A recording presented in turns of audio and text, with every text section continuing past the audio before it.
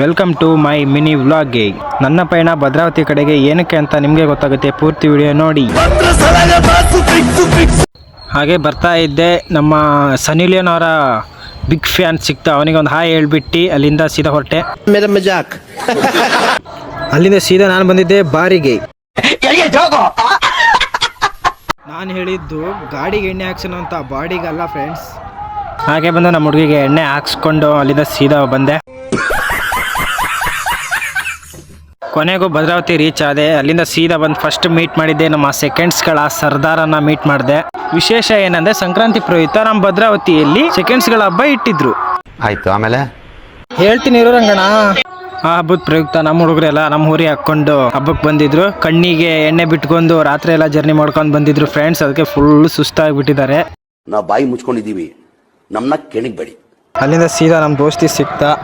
ತುಂಬಾ ದಿನ ಆಗಿತ್ತು ಮೀಟ್ ಮಾಡಿ.